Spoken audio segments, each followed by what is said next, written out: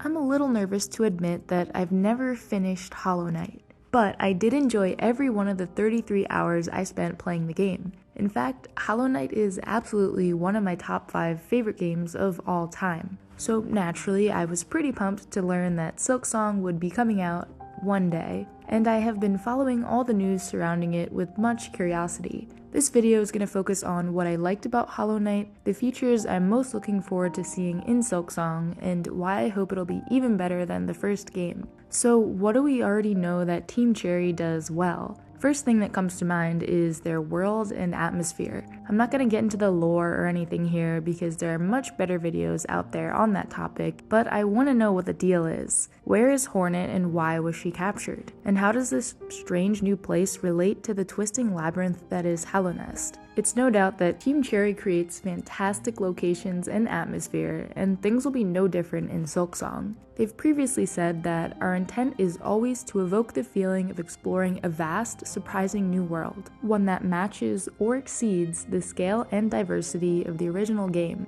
And with the promise of coral forests, mossy grottos, gilded cities, and misted moors just waiting for us to explore, I'm eagerly awaiting my chance to get lost in one of their creations again. The other thing they do very well is combat. Pretty much the only thing that held me back from trying out Hollow Knight for the first time was its notoriously difficult combat. I knew I could generally deal with the platforming. I did play Celeste after all, but to be honest, I was nervous that the combat would be too difficult. Was there a learning curve for me? Yeah, sure, but I mostly enjoyed it due to the way new enemies were introduced and the pace at which you collect upgrades. So now, after having made a whole game and some DLC, the guys at Team Cherry can only improve upon combat even more. And having a whole new character to work with who has different attack and movement styles will be a welcome change.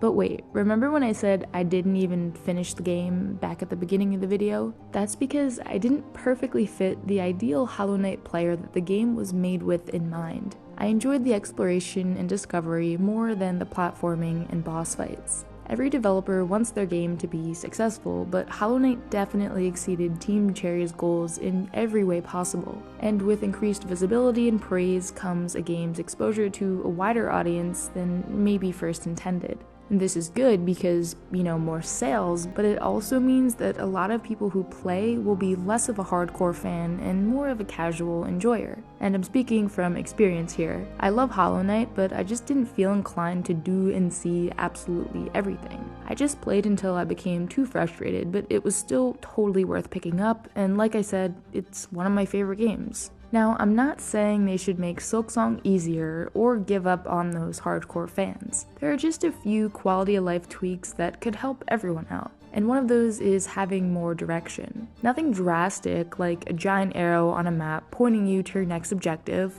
but something more subtle. I'm talking about the general quest idea Team Cherry mentioned in their announcement post for Silksong. This whole system, as the devs put it in their details video, is maybe a little more formalized in a way. There's a lot of people in this world who have their wishes unfulfilled. They then went on to confirm that Hornet will have her very own quest log to fill out with quests that twist in interesting and unexpected ways. Some people might cringe at the idea of having a long list of objectives to complete, boxes to tick off, but I'm sure that Team Cherry has something smart up their sleeves. Most likely, these quests will be extremely vague, like find this character's lost sock, somewhere out in the world, with no other directions or clues. But having somewhere to store the information you've learned and characters you've spoken with will be super helpful and is probably the thing I'm looking forward to most in the game.